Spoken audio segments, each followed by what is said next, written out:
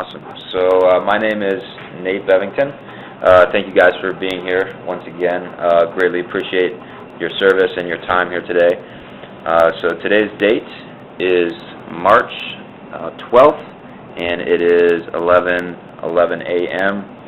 And today we're going to be interviewing Alan Higgins and Patrick Callahan. Callahan, yep.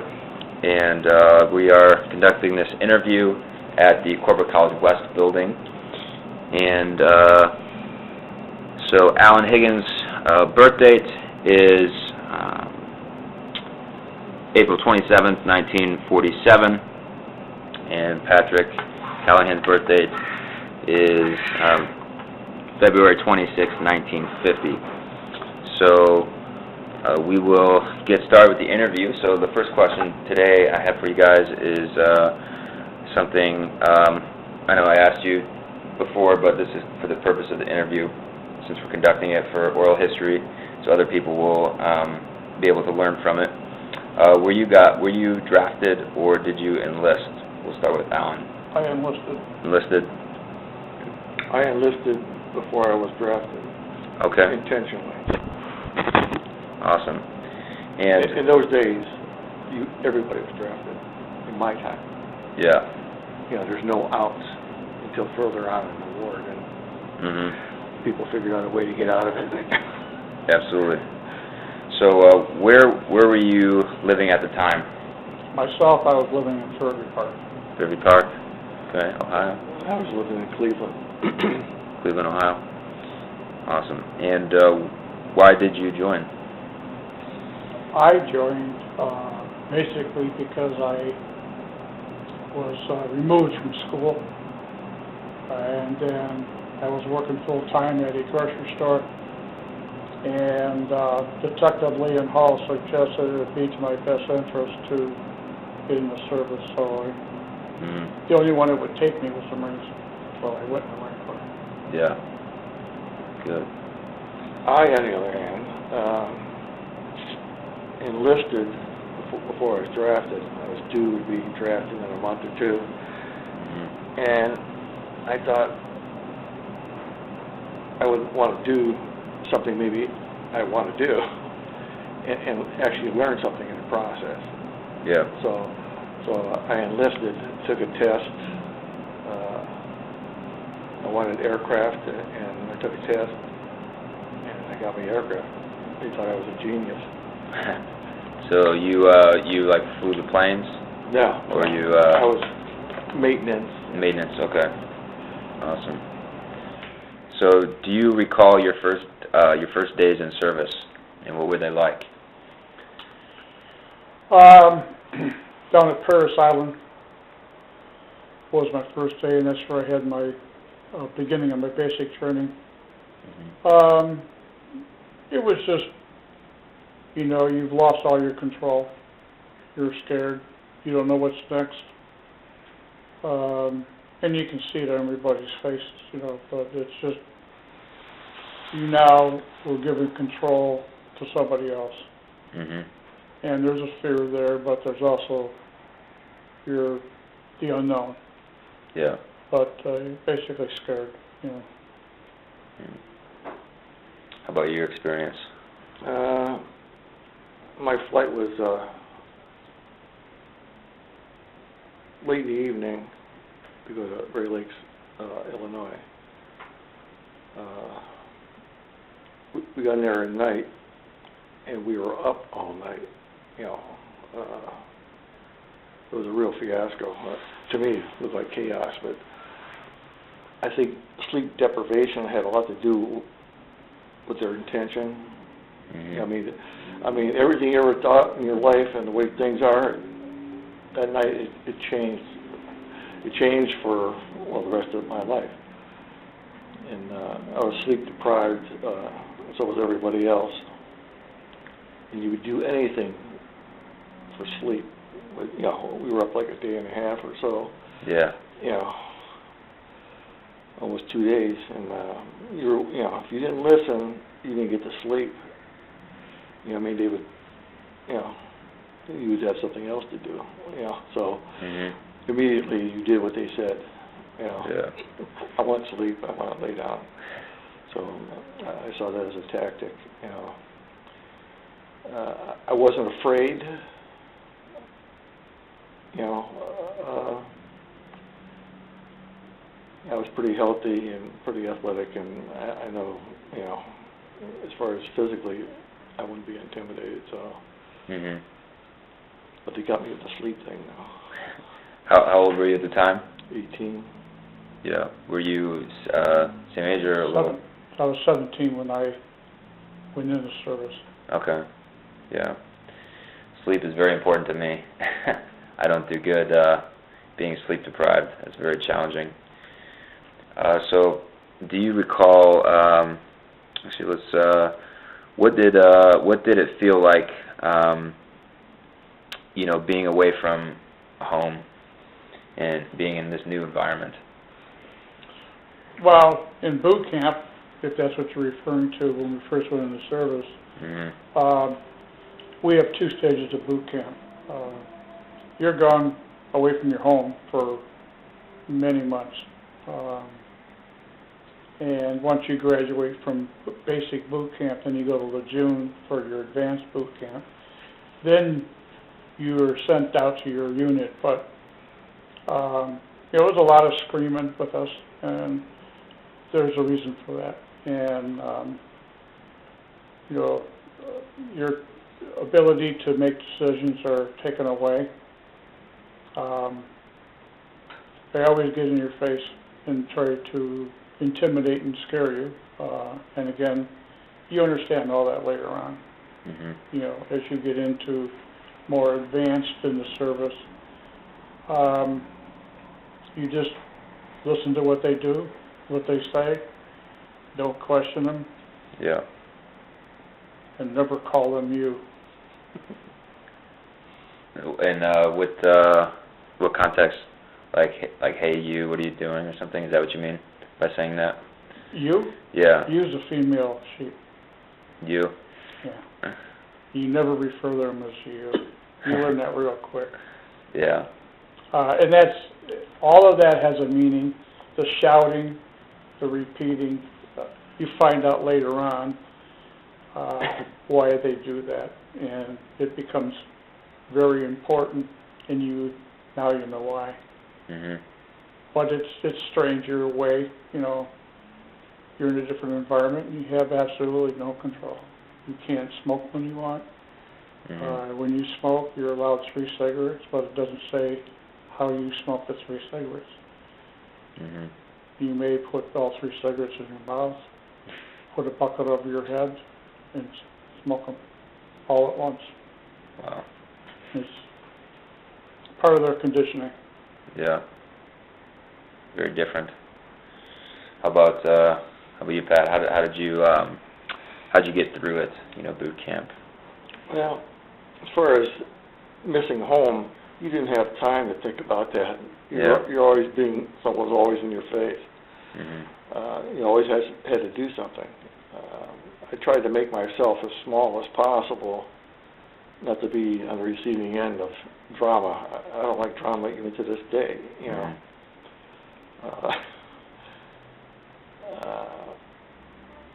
My time was just spent trying to stay out of the drill instructor's face, basically. Yeah. You know what I mean? And before service, when somebody says something to you, you can let it pass, or, you know, or not do it, or ignore it, or whatever. But if you ignored him, you know, you pay dearly. I mean, with your time and physical effort and possible sleep, you know, more sleep deprivation, because you know, you didn't. I mean, you answered immediately. So. Yeah. And that's what they did, you know, to get you to do what they wanted you to do. Mhm. Cool. I wasn't intimidated, you know. I just didn't, you know. Shh, quiet. Yeah. Yeah. So, which wars did you guys serve in? Vietnam. Both Vietnam. And where exactly did you go? exactly. It landed in July. I think it was like April or May, and that was the first amphibious landing since Incheon. And then it went later on, about 5 months later, I went up to Da Nang. Mm-hmm. But I spent my whole time in Nam for 13 months. Yeah. What was the weather like the conditions and stuff? What was the condition? Yeah. You eat sea rations out of a can. You dug a hole and slept in it. You dug a hole and shit in it. That's how you lived. Yeah. You didn't have barracks. You didn't have PX. You went from hamlet to hamlet. There was no, city. When I was there, we went into the actual jungles and we went to hamlets. Were like little villages. Okay. And we just went from one to another and were taken all over. It's the first time they ever did that. Yeah. Where you never had a front. You just owned what you were on until you were picked up and taken away. And then by the time you're taken away, they're all coming back out of the ground. So yeah. You never owned anything. Mhm. It was a different life because when I was over there, landed in '65, and back then it was all about numbers and justification. So all you did is you had your fights at night, and then you got up in the morning and you went down and you see how many you killed. You went in the holes and you dragged them out and see how many you killed, and then you reported the kills to the officers, and then you buried the bodies. That was your whole life cycle for 13 months, that kind of living. Wow. What about your experience with that? I had extensive training before going to Nam with aircraft. I was deployed on the USS America, the first carrier.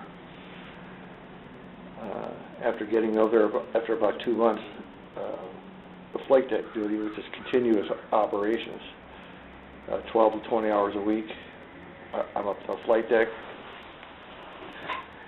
and for some reason I had no sense of danger. I never really thought of danger,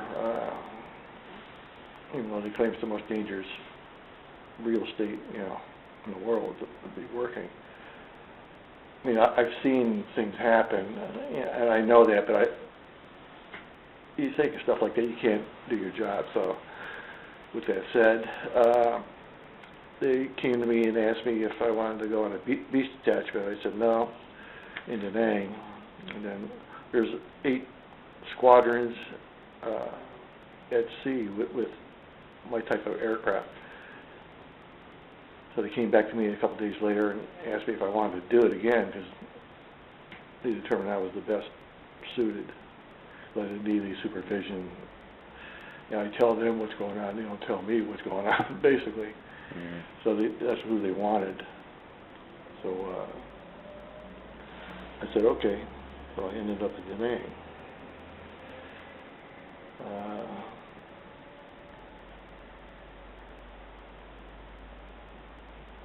So as far as when you were in Vietnam, was it similar conditions?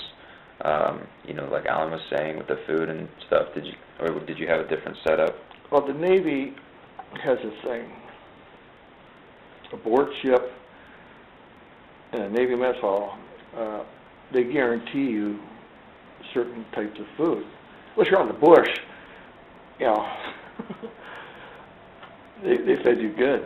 I mean, we ate like kings, so,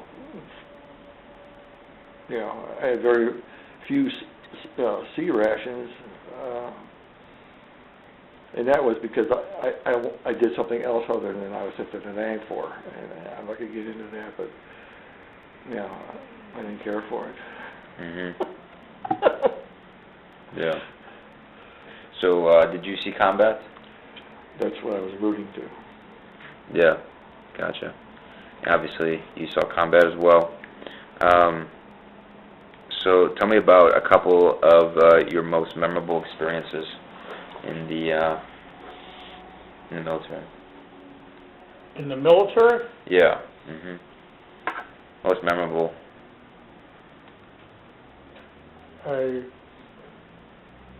Memorable? I don't know.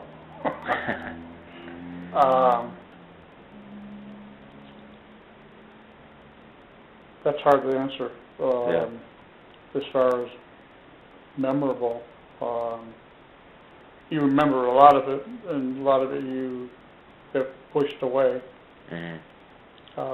Memorable, the time before, well, I don't know, to me that's a hard question, because there's a lot of mumble-jumbled stuff, and my time period from 65 to 66 on everything is lost.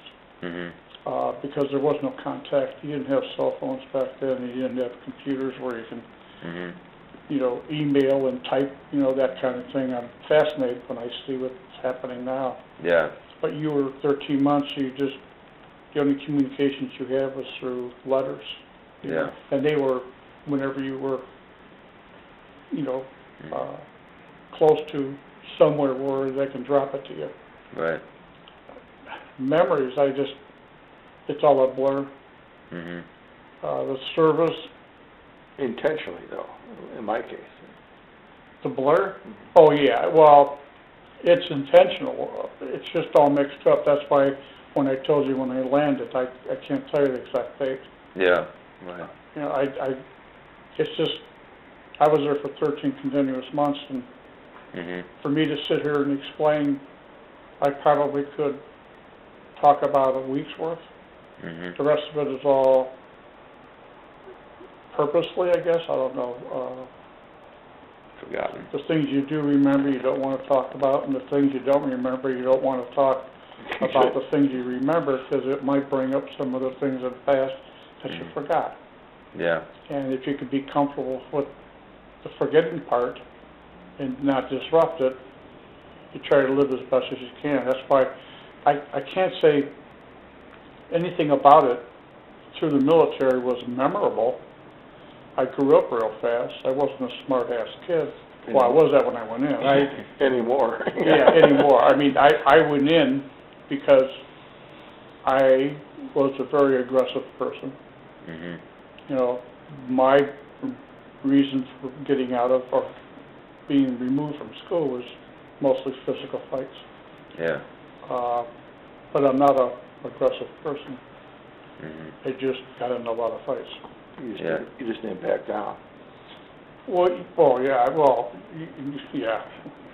But it's difficult to even talk about, because that's not something you got to be proud of. The Marine Corps.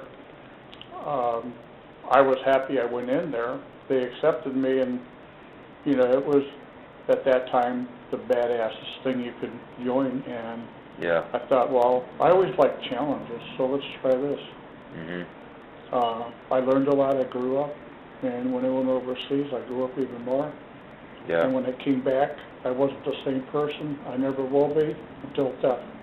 It's just the way I am, and I can't. That's when you talk about memorable. What's memorable about it? You went in, you did your thing, and you got out.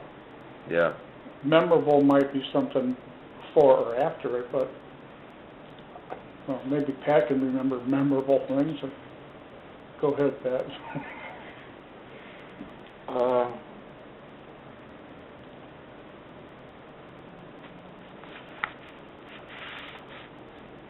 I was a fearful kind of guy. And to this day, I have very little fear for anything. But as you can see, in my position at the table, I'm facing the door. I vet. I have what they call hypervigilance, and I can't shake it. The moment you're not, takes me back to my first event. I wasn't hypervigilant. And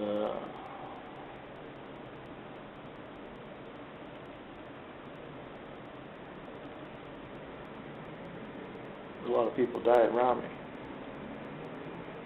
Yeah.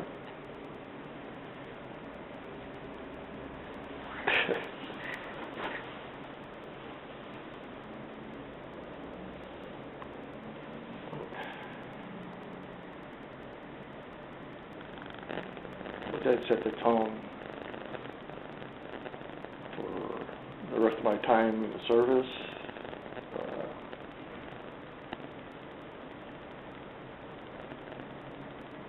And the rest of my life, like he said, you know, there's no coming back. Mm-hmm. You're probably, in your time of life at that age, you know, college age, vulnerable to things you see and hear, and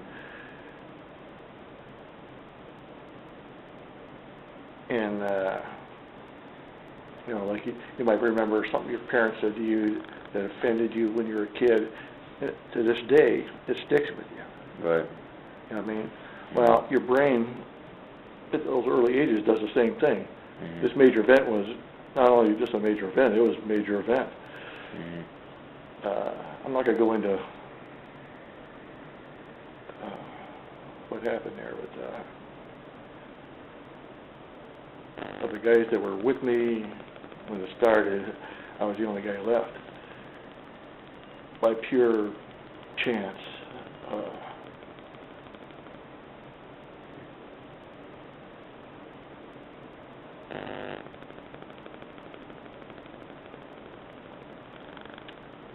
From that day forward, I had no, at least the second day, because I couldn't sleep, and for almost 2 days, I remember.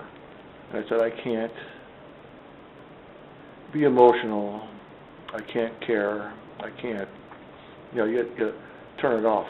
And almost like a switch in my head, no matter what came after that, it didn't mean a thing to me. It didn't mean a thing to me. I had no empathy for anything that happened. I could do anything. Well, the thought process, you know, Mm-hmm. it was just automatic. So is that something that that you did just during your time in the military, or is that something that you carried on with you after? I carried it on until about 3 years ago. Yeah. My kids were teenagers before they found out I went to Vietnam. That's how I didn't talk about it. Mm-hmm. But somebody else talked about it, a brother or something. And my kid goes, "You were Viet," you know. And that's how they found out, from somebody else. Mm-hmm. And then, because of what we went through when we got back,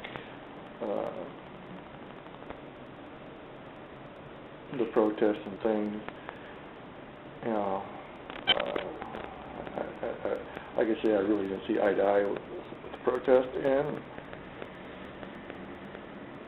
they wouldn't want to do it in front of me, that's all I could say, Mm-hmm. without going to prison. Yeah. Well, that was great information. Thank you for sharing that. The next thing, I'm going to name off the medals and citations that Alan, that you provided me with here. So these are all medals that Alan received during his time in the military. Presidential Unit Citation Ribbon. Nice. Republic of Vietnam Meritorious Unit Citation. Republic of Vietnam. My brain's not working. How do you say? Meritorious? Meritorious. Is that how you say it? Yeah. Meritorious Unit Citation. Civil Action Color with Palm and Frame Ribbon Bar. Naval Unit Commendation Medal. National Defense Service Medal. Armed Forces Expeditionary Medal. Vietnam Campaign Medal. and rifle SS M14, pistol MM45. Awesome. Did you have any off the top of your head that you remember? I had every one of those except for the presidential citation and the M14. Okay. Great. So, going into the next segment here, I just want to talk about some things about your life during that time. I know you'd already discussed food. We discussed that already. Staying in touch with family is something that it was very difficult to do, only by letter. You guys mentioned. So how about? Obviously, you felt a lot of pressure and stress. How did you deal with that? Then or now? During the time, yeah. Yeah. How you dealt with it?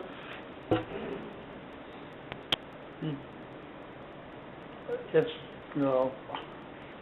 everything was day by day, and you didn't have any time concept other than it was light or it was dark. You just either were helicoptered to the next place or walked, and you just, there was nothing exciting. It got later on as you became more hardened towards it and became less emotional, like Pat was explaining. You're almost kind of excited for the next battle. Yeah. You're waiting for it. It's like adrenaline type of thing, but when it's all over, it's just... But you learn from each battle. See? Each time you learn more. How to better do whatever you do. You rarely ever will see a hyper-vigilant combat vet with his back to the door. He will actually take and analyze his surroundings. To this day, I do it. It's been 50-some years. Yeah. I'm not at war with anybody, but it's the way I am. Yeah. The government never taught us how to undo this. And each time there's a war conflict, there is a reason for it, and I understand that. But I wish a person like yourself doing this, I wouldn't wish it on you, and I don't wish it on any woman, because I know what it's like. Yeah. And I know Pat knows what it's like. It's a lifestyle you don't want. And if I can carry that, and you don't have to, you may have to someday, or your children may have to, but it's not once you start taking life, you're changed. And it can't undo you. They try everything, but there's no magical switch that we can switch off that will be switched on to be back like we were. You're never going to go back there. You are what you are, and people have to understand that. The biggest thing is everybody doesn't understand it. Yeah. Especially... Yeah. Nobody gets it. No. Absolutely nobody gets it. This is I don't know about Alan, but this is my first interview or even talking to what I call a civilian about any of this, because you don't get it. Right. You'll never get it. Video games aren't going to give it to you. Movies aren't going to give it to you. You don't get the smells, the taste, the sound, what you're seeing. You can't put that into a movie, and say, "Oh, I can imagine what's..." No, you don't imagine. You don't imagine shit. Yeah. But as Al was saying, you don't forget, and you go through the years protecting other people. It doesn't leave you. you know, like Nobody Left Behind, you know. Yeah, to this day, you know, nobody will die in front of me. And I've taken, in some cases, to another level. I've been a trip to with saving 8 people since I got out of the military, for instance. 2 house fires that I had to break into and save 2 old people in both cases. The first time my wife was with me, it beat the shit out of me when I got back to the car. You got your own family, you got this, you got that. And I said, you don't understand. You don't understand. She didn't believe some of the stories I told her while I was on the highways doing shit. You know, I can't go by a person being trapped or they're going to die. You know, and maybe during this time I didn't. Wouldn't mind dying, maybe. You know, I'm not sure. You know, but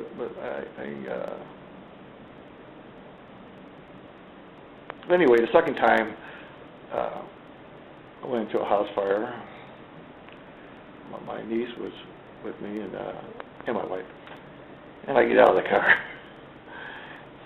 and my niece says to my wife, "What's he going to do?" And my wife had resigned herself to believing the stories I've told her, plus she already saw. She told my niece he's going to do what he thinks he has to do. You know what I mean? And that's, she got it. Now she gets it.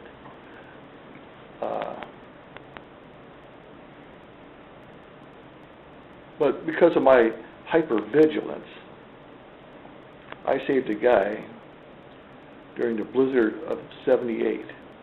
That was buried for 3 days on my own. I went out toward the I-90 corridor out east, Ashtabula, out that way, and they were looking for 12 people that they didn't know where they were, and they suspected they were buried in the snow, you know. So while I was out there on business, you couldn't go very fast. Those single lane roads were icy. You know, so I was going about 15, 20 miles an hour. But I remember on the news for 3 days, there's people out there, you know, and you know, and that gets my attention because I can't let somebody die if I can do anything, you know, about it.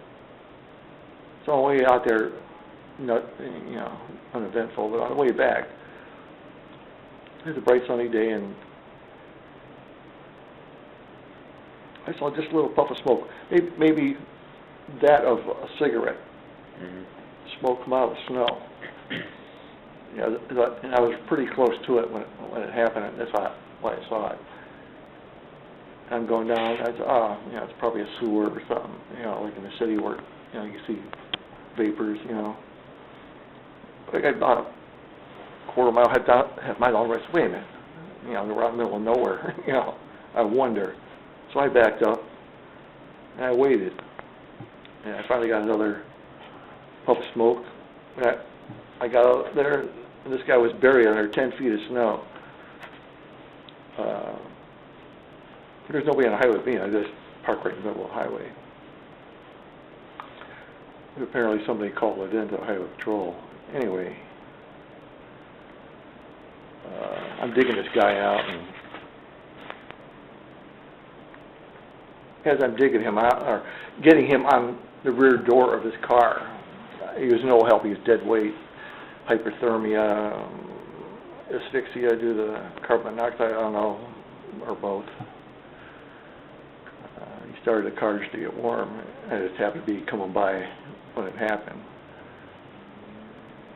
And the highway patrol, you know, came over this big embankment that where this guy was, and asked me if I needed assistance, and I pointed myself at him, and I took him to the next exit. They said, "Thanks for your assistance," and they continued down the road looking for somebody else.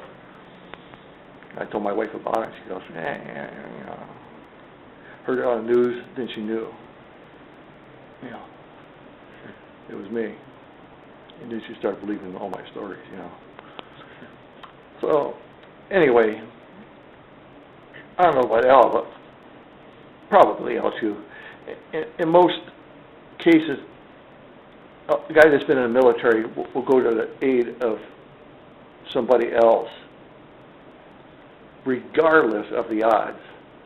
You know what I mean? You just can't stand letting something, harm come to somebody, or, you know what I mean? And we're ready to go. Even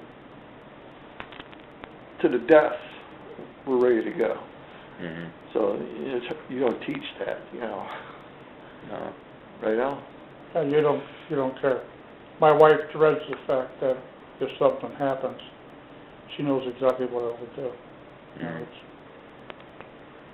Whether it be somebody trying to do a carjacking or hurt somebody, I'm not.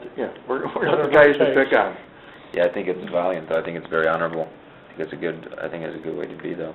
I think the youth, millennials, have missed a very important part of their life, and they have nothing to draw from. They should volunteer militarily, Peace Corps, whatever, soup kitchens, for a minimum 2 years. Community, actually doing the work. Not, I'll give you money, or my parents give me money to give to you. You know what I mean? Give something of themselves, and that's what's missing in today's society. This guy will do for me, or I'll incite this guy to kill that guy. You know what I mean? Mm-hmm. The narrative of hate in today's media enrages me. And I try not to watch the news. Yeah. For that. I don't like. I just don't like it. Right. Well, do you recall the day that your service ended? The day it ended? Mm-hmm. Oh, I remember the day. I can't tell you the day it ended, but somewhere around April 30th or so. I think that's what it was. Yeah. Where were you at the time? Quantico. Okay. I was assigned for training ROTC officers. Yeah. Just graduating out of college, and they're they call a gold lieutenant, which is a first lieutenant. Yeah. And they need to go through more training, and the fact that we had come back from Nam, we were helping them better understand guerrilla warfare and hopefully teach them some things that we have learned, so that when they go, they're going to be assigned a platoon. I mean, a squad or a platoon. Mm-hmm. A platoon. So they're responsible for about 36 people. So they might make a lot of mistakes, and they got to be seasoned too. Yeah. But we tried to help them understand what they're about to go to. Mm-hmm. While they were in the field, we didn't salute them. When we come back to base at Quantico, then they became an officer again. But that's what I did until I got out. Yeah. So once you got out, do you remember like the days and weeks afterwards, and like what did that look like for you? It was difficult to adapt back to civilian life, and yet I still had this uncontrollable rage, and I went back to my original job because I was absent from them for military service, so I was able to go back, and it didn't last too long because I became outraged and violent in actions, and I had to leave, and I went to a different job. But I dealt with, back then you didn't talk about what you were having problems with because nobody understood what it was about. And I didn't talk to anybody for 11, 12, 13 years. It didn't start making a change until people we were involved with in the service and overseas they became lawyers and doctors. That's when people started understanding, because now they're in the field to where they have those problems, but it's just was trying to acclimate back to civilian life with what the military life it put into me. Mm-hmm. And it was a hard adapting, and here I am 50-some years later, still going to the VA, trying to adapt. Yeah. And they try to make us understand why we do the things we do. And the average person like yourself that hasn't experienced it, it's just, and you just kind of blow it off like, it's a bunch of old farts. But it's because of the lack of the experience of it. And again, I wouldn't wish it on you, but somebody has to do those jobs, or we'll be speaking their language. Pat was right on when he talked about younger generation now. They'll stand on the flag, piss on the flag, burn it. There's no soul in them. I wouldn't do that, but yeah, there's a lot there's that no would. soul in them. Yeah. They've been handed everything too long, where it's the parents' fault. But I think it's turned into a pissing contest of who could be more outrageous on the news so they get coverage. I mean, it's part of a show.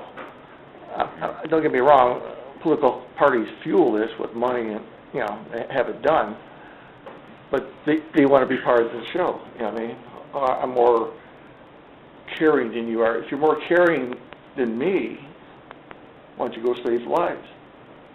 What have you done? I mean, what have they done? Nothing. They haven't done a thing in their lives. And they're telling me, Yeah. I'm not a violent person, like Al, I'm not a violent person.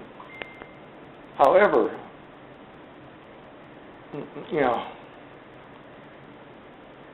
I don't run away from violence. I mean, you want violence? I'm your guy. I'll show you violence.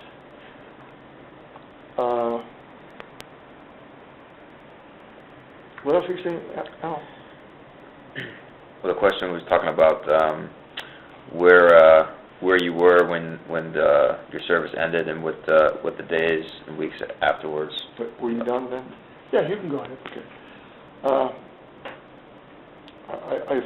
I flew back.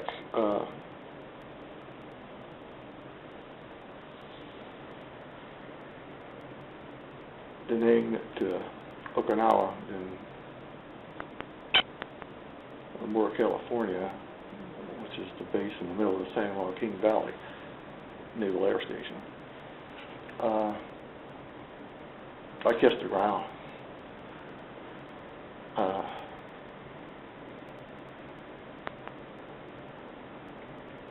knew it was almost over.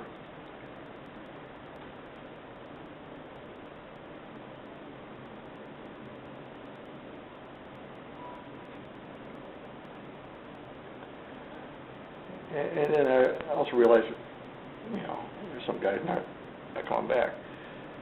And I avoided their families when I got back. Not to have to say anything, so I feel bad about it now, but then is then,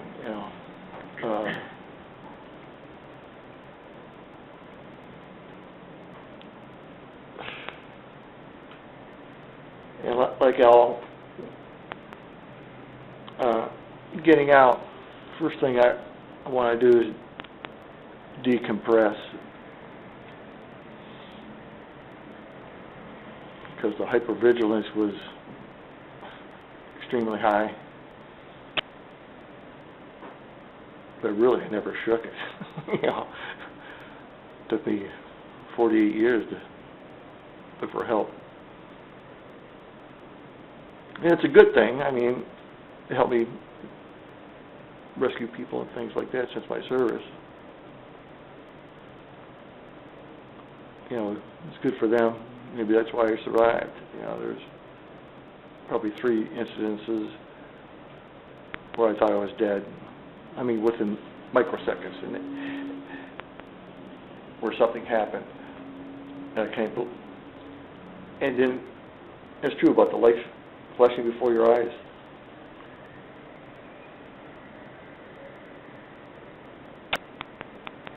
I remember my whole childhood, you know, family and everything. I mean, it's like through my brain, and then a split second later, I'm alive. But when your brain tells you you're dead, or this is, you know, you're dead, your brain does strange things. I mean, it speeds up, just like in a car accident. You get in a car accident, it seems like things are slowing down, but it's not slowing down, your brain's just going faster. Mm-hmm. Yeah, I mean, so just at the other end of that. I wanted to decompress. I wanted to get away from everything. In those days, what they call it, dropping out or something. Call it what? You dropped out of society.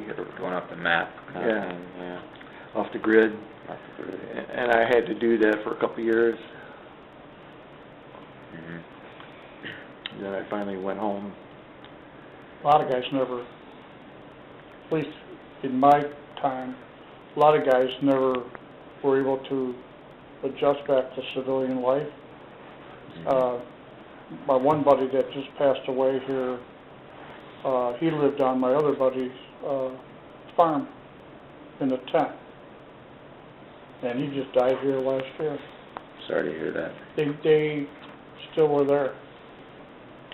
That's what I was saying about adjusting. It's you know, I was back for a year from now, and when I got out, and you know, I'm still like real jumpy.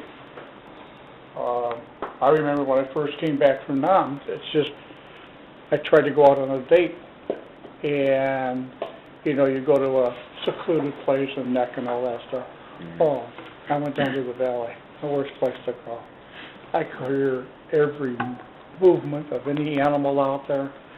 I constantly was looking up because that's what you listen for. Yeah. How do you turn it off? It's you know, you can't. And you've got to go through time that, you know, you're not in danger, and we can't figure out how to tell ourselves that we're not in danger. Right. We're not in a dangerous situation. But your brain says otherwise for that instant. Oh yeah, You know, I go to church. Yeah. I go to church and I'm sitting there, and just during the 9/11 stuff, and all of a sudden I see a couple young gentlemen come in, and they look like Muslims, you know. Mm-hmm. Now I'm starting to look how, you know, if there's something going on, I'm looking at trying to tear apart the microphone stand for a weapon. And that's crazy. Mm-hmm. Almost 50 years later, and I'm still doing this shit. But you can't turn it off really easy. Some of you can't. You can't. It alters the way you are as a civilian. You're that strange guy that sits in the corner when you're going to a party, and you know, most veterans are off. You know, there's a whole party going on. They're off to the corner. They don't want to be bothered. It's like a crowd. It's just, you don't want to go to events and games and parties and all. You just want to be left kind of like alone, mm-hmm. because you're still dealing with your shit, you know. Yeah. It's just like coming here, you know, talking to a civilian, going to parties and going to baseball games and stuff. Nobody there gets it, you know, and they kind of tiptoe around you because that guy's different. That guy's, you know, that guy's different, and they treat us different because we're a little different. So that just enhances, you know, the stereotype.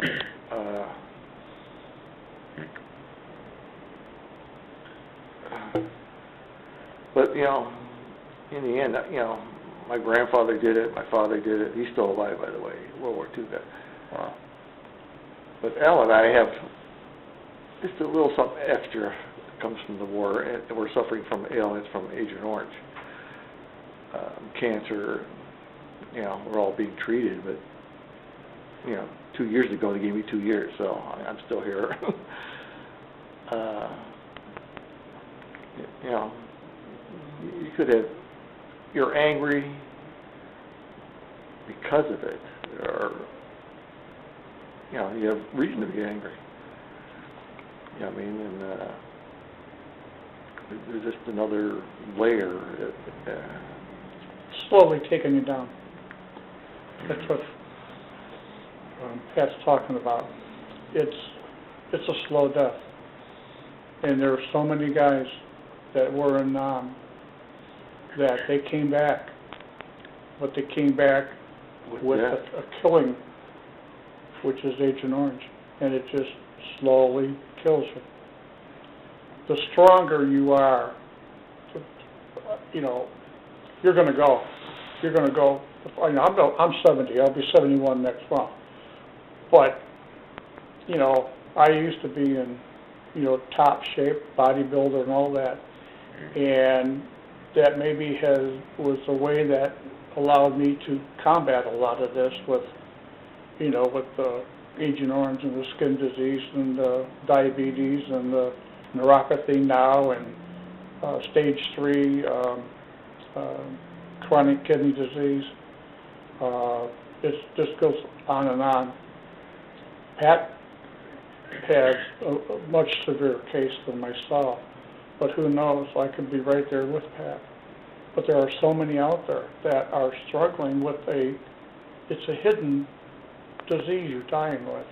Mm-hmm. You know, now we're worried about this new parasite. Right, fluke, lung fluke. It attacks your liver and your kidney. If you drank the water or ate fish over there, which I did a lot of that, when we couldn't get sea rations, we would whip up snake and monkey meat, you know, whatever we wanted out there to, you know, we didn't get water. So you go to their wells and stuff and fill your canteens, and sometimes you put your halazone tablet in it, sometimes you don't. But now you find out later on, if you have this,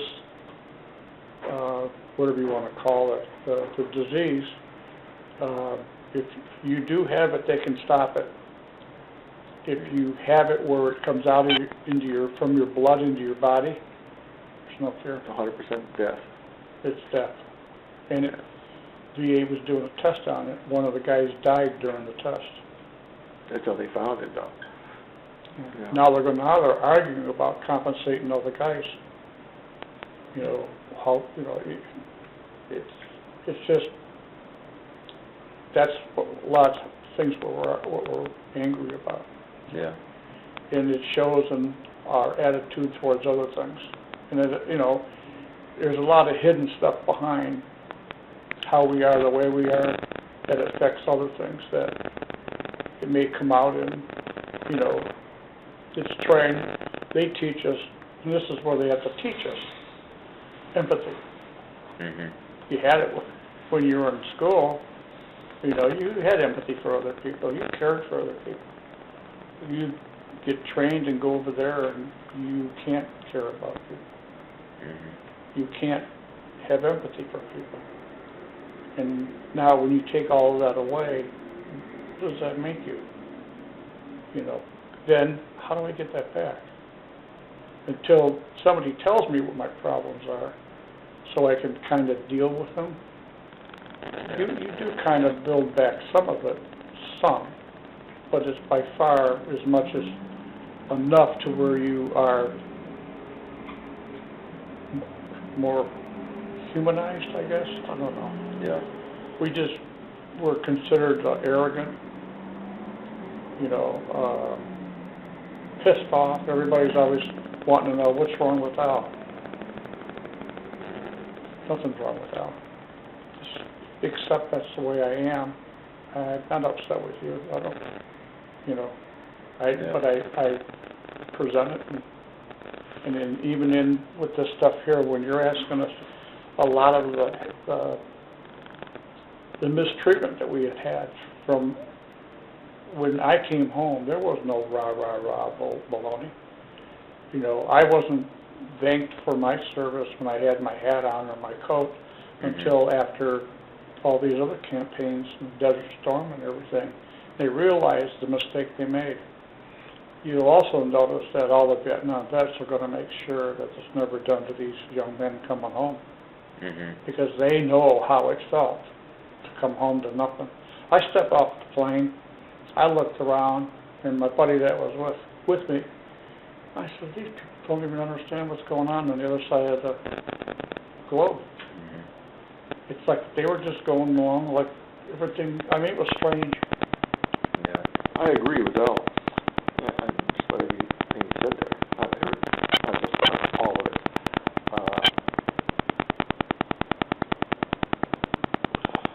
I didn't know where I was going now.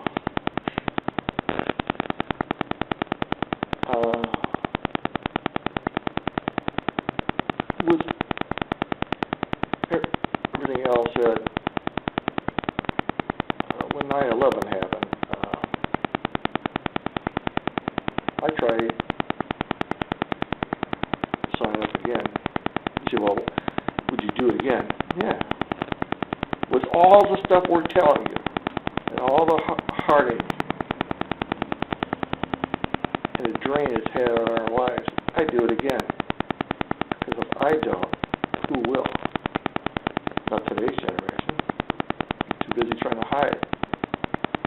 Trying to hide their feelings. You know, everybody's feelings are hurt. If we worry about feelings back then, you know, come on. It didn't make any sense. But I was 4 months, I was 50 years old, and they take people up to 50 years old to go back in the military, depending on how much time you have in the service. They could give you several more additional to 50 years old. I missed it by like 2 months. My wife thought I was nuts. I said, no, I got to do something here. You know what I mean? You know, basically not on my watch. You know, these guys aren't going to do it on my watch. And, they want it. You know, I could bring it. Most combat vets would go back on a heartbeat. Despite also, we'd arm ourselves and go and protect the schools, kids. I'd go overseas, back in there and protect the kids. The ones that are getting all killed and everything. These kids are going to school, coming home, strapping on an AK-47, and they start doing guard watches. I thought, well, what the hell? You know, employ us to go over there. Shit, I could sit there and guard them while they're sitting there sleeping, safe and sound. I do it in local schools. I volunteer. I'll do it for free. Yeah. I'll do it for free. Yeah. Let them know that this is, you know, you're not going to scare somebody that's seen it. You know, we're going to bring it to you. You know, I mean, you worry about me. You know, I mean, where they all these shooters want to outdo the last guy. You know, be more famous than the last guy, and that's their motivation. You know, guys that do what we've done, they don't want the media or, you know, they just do it because it's the right thing to do. You know, in most of my cases,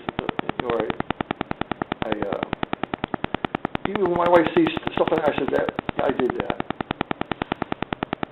but I never called in and say, hey, that was me. You know, that's not why we do what we do. We do it for humanity. Yeah. And, you know, and that's why I believe my job on this earth is. You know, to help humanity. That's good.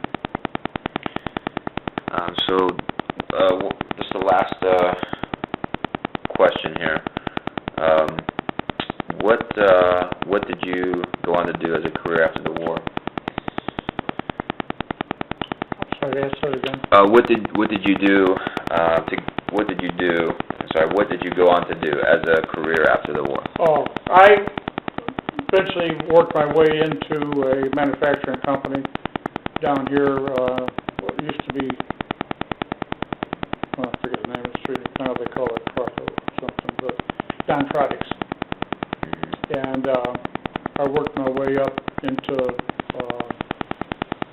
maintenance, and I was electrical maintenance mechanic, and then went to Ford Motor Company, and then I worked my way into apprenticeship program for a millwright because I was too old for the others.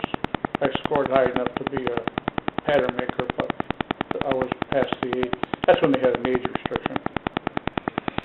And then I went into management, or no, I went into supervision, then went into management, and I retired there after 28 or 30 years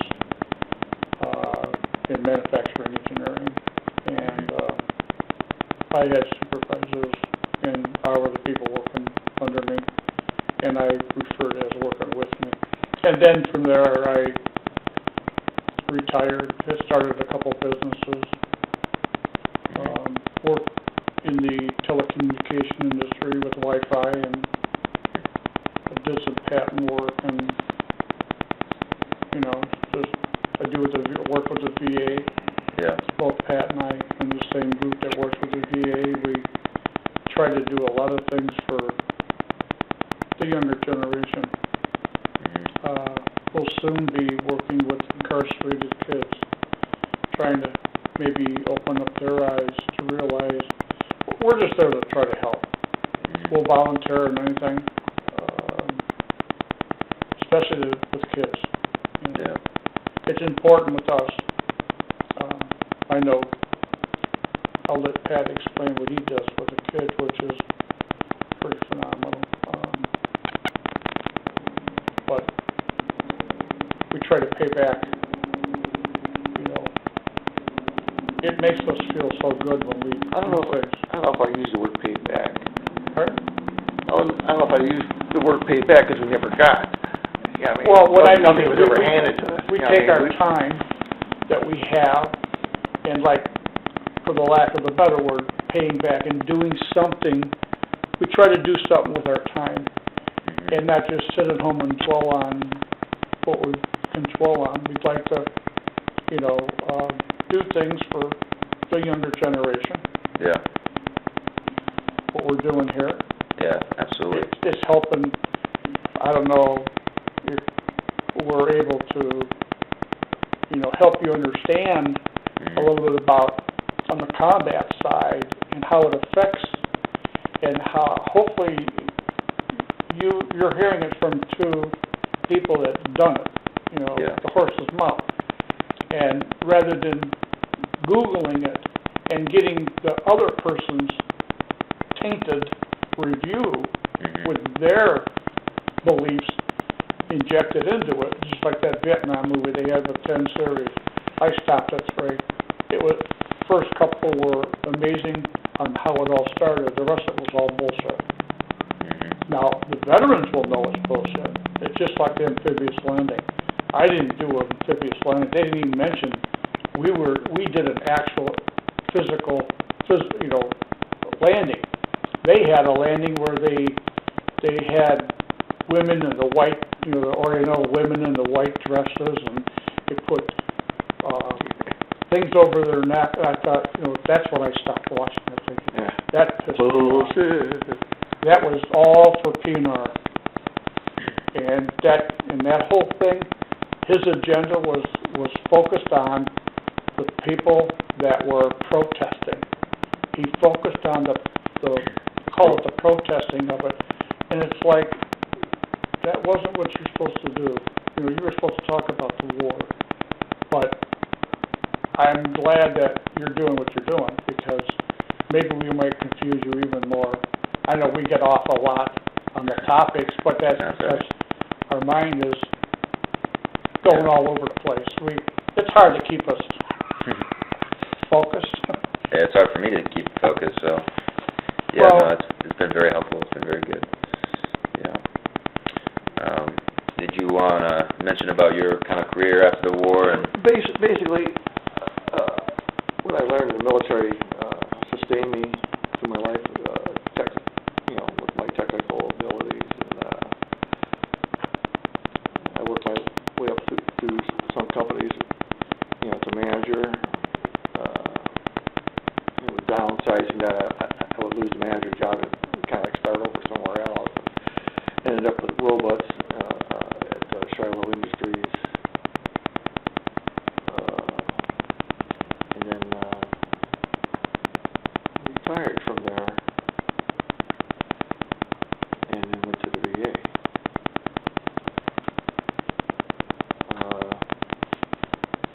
So the school I got in the military paved the way for what I did throughout my entire life. And as Al said, he moved up through the ranks. Then he was in charge of, I too did the same thing. Military guys eventually turned out to be in charge. So,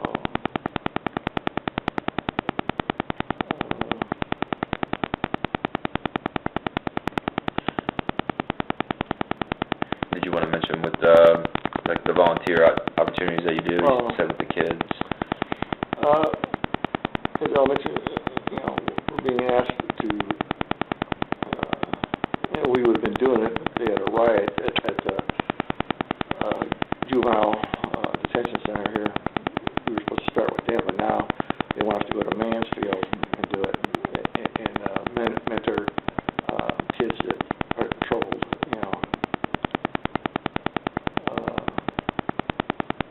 And that's what we're doing. That's one of the things we're doing.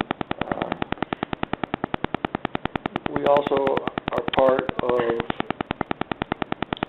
stopping the 22 a day. You might want to write that down. What is it called? Stopping the 22 a day.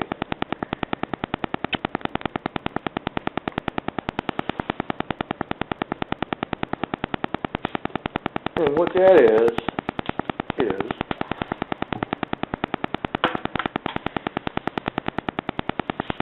what that entails is stopping military veteran suicides.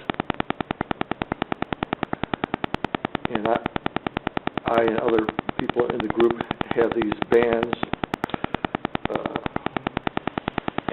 And while at the VA, which were there all the time because of medical problems or whatever, we talk to somebody that sounds similar to the way we came into the program, I'll give them one of those.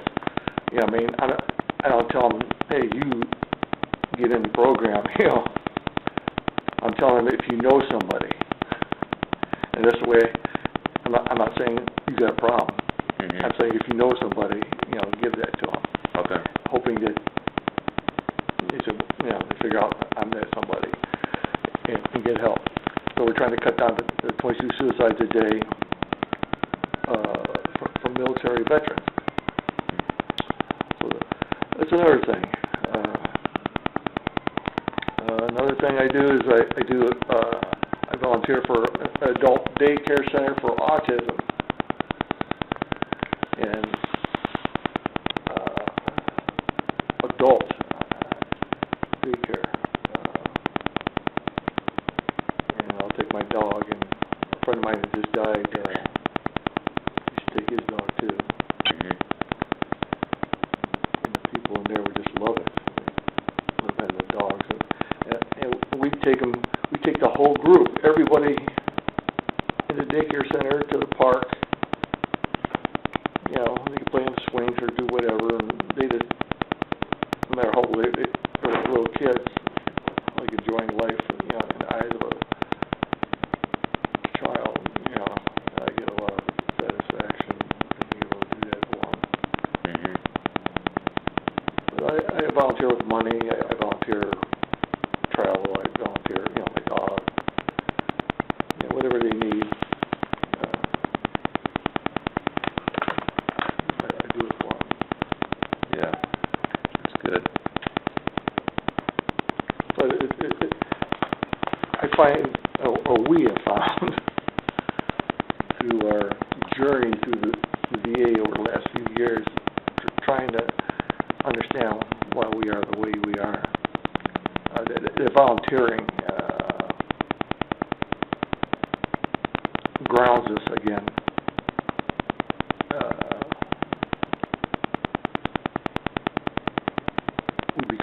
We have more empathy for those around us, and we're saying to ourselves at the same time, we're not monsters. You know, we never were monsters. We just did what we had to do.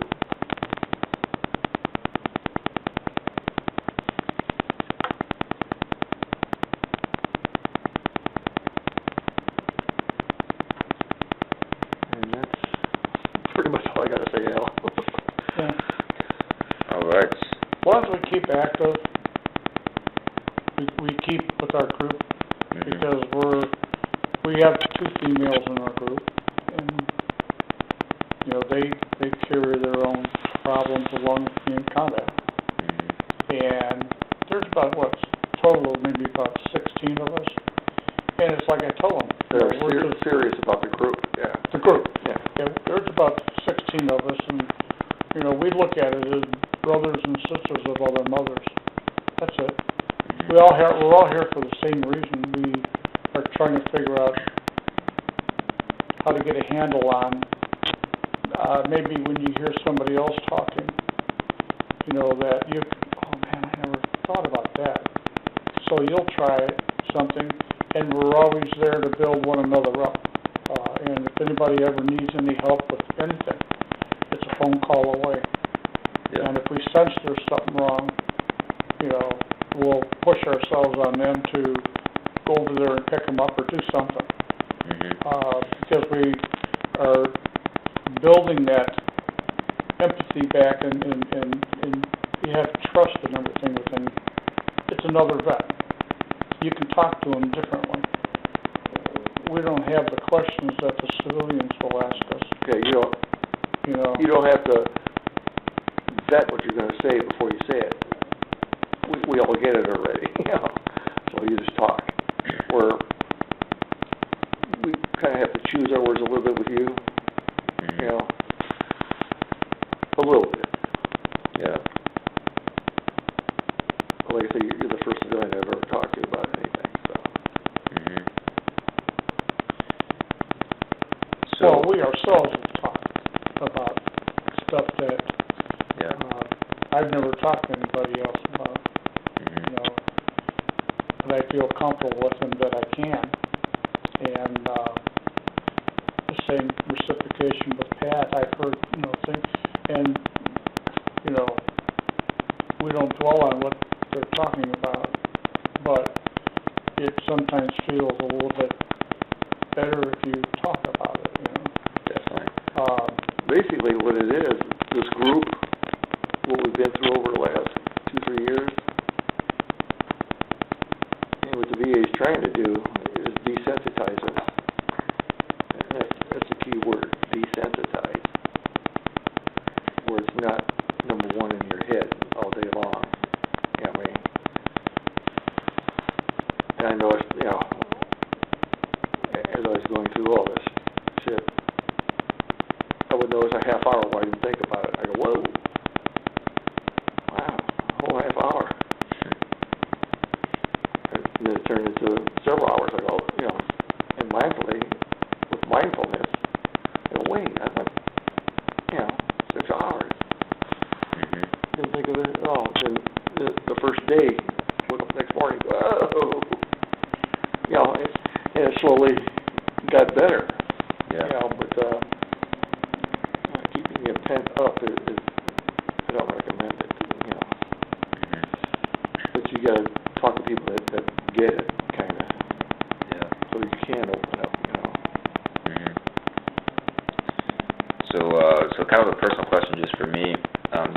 The military is something that I've always considered, just because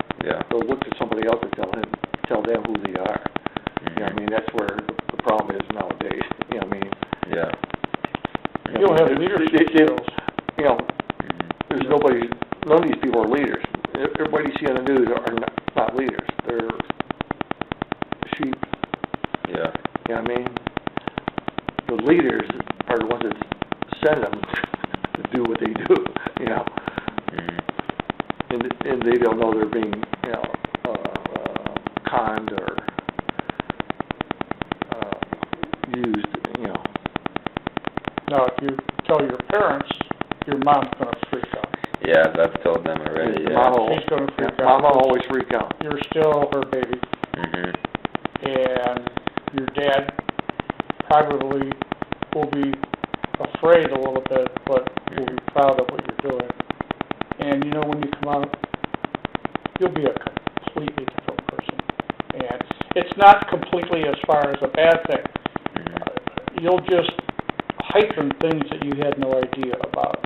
You'll make that person that will stun in a group, and you won't be complacent with accepting what everybody else. You have kind of control over your destiny. Yeah. And if you ever read that book, Control Your Destiny or Somebody Else Will, that's a good book, yeah. Oh yeah, that and How to Live Amongst the Sharks. Now, those are books for businesses, but in groups of people, you're dealing with the same issues as you do in a business. You have to learn, like I use the phrase, you know, you live amongst assholes. You can't have the assholes control your life because they'll control your destiny. And you will say, well, I'm not going to do that with all those assholes. Well, then they've controlled you and chose your destiny. But you do have to learn how to navigate through the waters of life. And as you're going through your path of progression in life, you have to learn how to work around them and not let them control you. And then you'll achieve what you want. And because of some military training in the background, that drive, it'll be like, you know, it's instilled in you. Right, it'll You have solidify purpose, everything. and you won't be distracted by other people's influencing, because the military will stop you from doing that.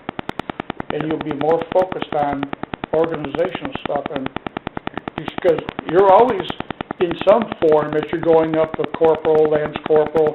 Now you're in charge of 3 guys, and the sergeant, now he's in charge of 13 guys. So as you maneuver through this, you're going to learn all those skills to how to handle more people. How to talk, you know what I mean? Yeah, how to be a leader. Yeah. Yeah. You know, I can't say, I don't want to change anything that's happened in my life. You know, there's issues when I was over in Nam, I don't know how I made it through it.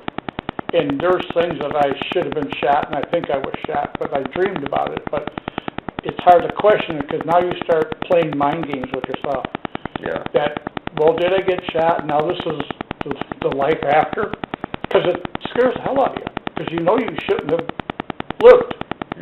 Well, maybe I didn't live, you know. And when you start talking about it, you can't talk like that to everybody else, because they'll think you're nuts. Well, imagine your world, especially among your peers. Imagine having a world where you don't care what they think. You know, who you are is not who they think you should be, or think, or you should think like them. You think the way you should think. You discern information. Yeah. Real information. I don't mean memes on the internet and fake news and stuff like that. You know, I mean, you can research anything right down to the bare bone. You know what I mean? So those, this trumpet bullshit, you know, that's your group over there, you know what I mean? Yeah. You get in your herd, you know. You are independent from being in the military. I'm independent of everybody else in the world. You know, nobody controls my destiny. No, I don't deserve or should get something. I'm not looking for handouts. None of that. I survived, I just survived. Yeah. You don't need anybody else. You know what I mean? And what compromises people at your age is the need to, especially, high school, now middle school, coming up, the early years, is to be accepted. But come to think of that, I didn't carry that either. But you discern information and try to school other people. This is what I got. Oh no, that's not. Here, look at this. You know what I mean? I teach now. I'm on the internet. I try teaching people that just say stupid shit out there. I say, well, go here and you can see this and that. You know what I mean? Blah blah blah. Then if they start name calling and stuff, then I said, you really can do better than name calling. Once you read the article and you give me your feedback, and usually they disappear because that's not what they're interested in. Yeah. You know what I mean? But being your own person, confidence. That's what women like confidence. They really do. You know what I mean? Confident guy. Yeah. Every woman wants to be with a confident guy. This guy knows where he's going. He knows what he's doing. He doesn't bow to anybody. He's his own person. Women love confident guys. Period. You know what I mean? There's those that don't have a brain and, look toward somebody that's saying the same thing they're saying. But a confident guy brings a better woman out, Yeah, absolutely. And the military will help with that, right? Definitely. Well, it's the pride and you be proud of yourself. Yeah. And when you don't care about other people, it's not a selfish you don't care. It's just you don't want anyone to, how do you want to say? You have your path set for yourself, you have your goals set, and, you're focused, and you're driven to do that goal. As long as you can achieve your goal without hurting anybody or defying your beliefs, then you're rewarded. Because you will achieve what you want. It's like the old thing, if you can conceive and believe, you'll achieve. And, if you ever want to, well, there's a whole, I used to I used to dig real deep into these, they call them PMA books, Positive Mental Attitude, PMA. And you've got Norman Vincent Peale, you've got all these people, but you've got psychocybernetics. If you ever get into... L. Ron Hubbard? Pardon? L. Ron Hubbard?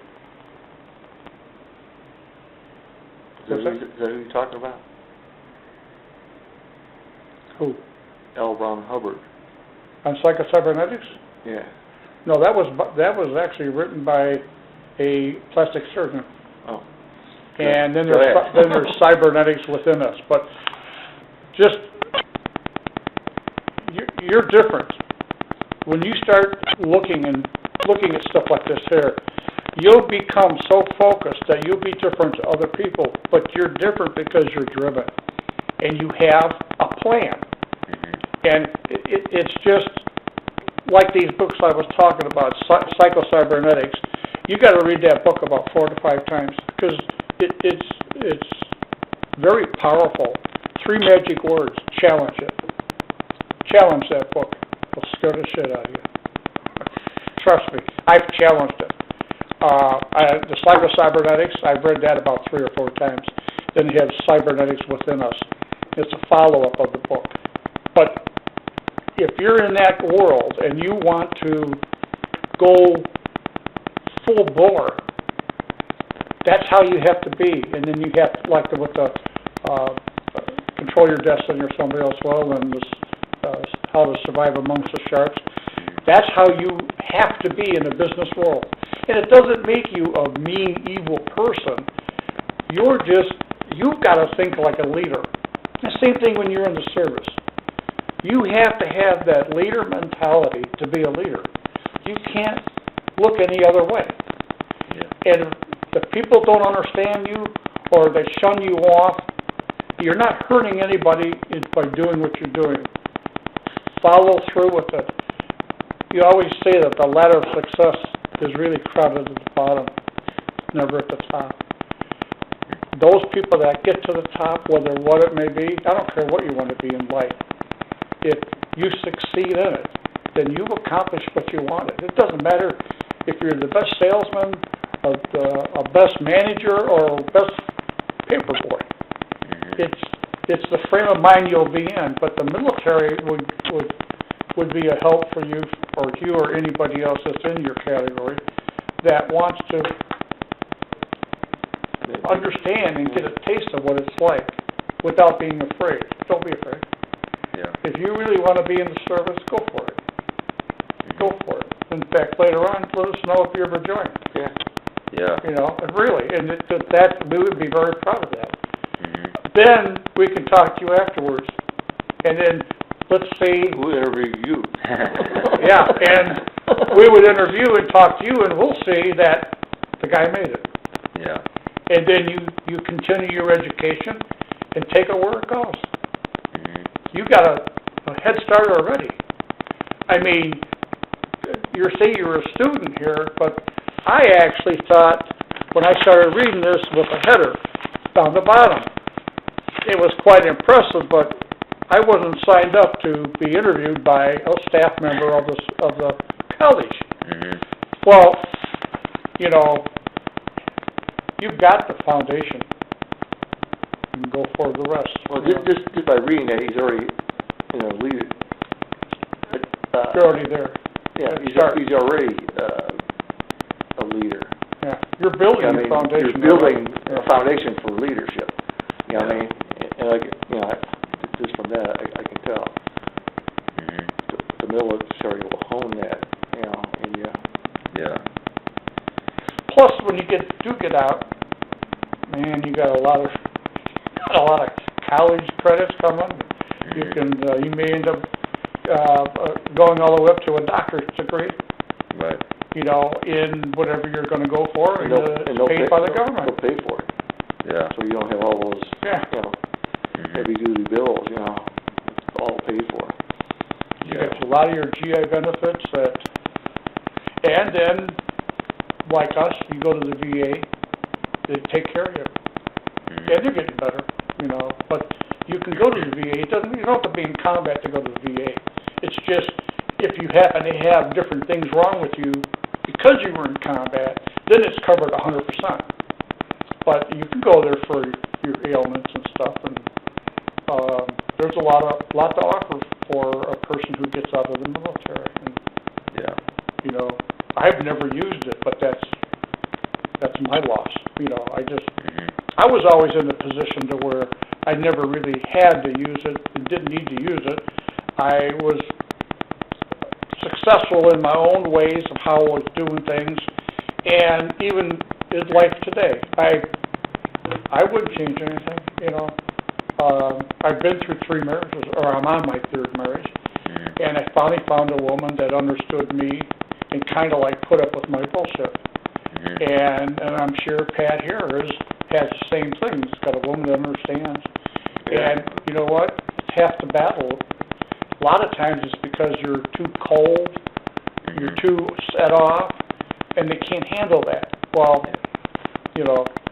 I found the charm of me with my 3rd marriage, and I've been with this one for not this one, I've been with my wife for 23 years. But I wouldn't have it any other way now. I got a wife that understands me, and I hope that she hangs around until I kick the bucket. But, do you have any other questions? I could ask a bunch, but for time's sake, I'll just... yes, that's what you got to share. You're the one with that time constraint. Yeah. Well, is there anything that you guys wanted to add that we haven't covered yet? About, anything?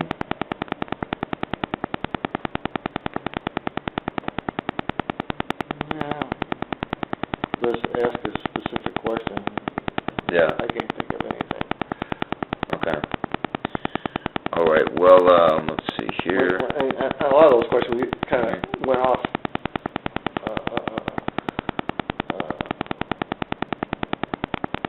outside the question itself, the parameters there, and I think it kind of,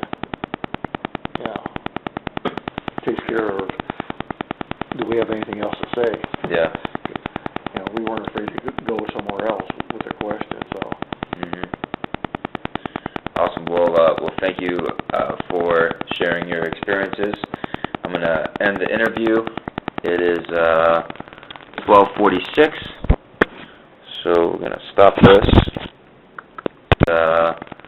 12:46.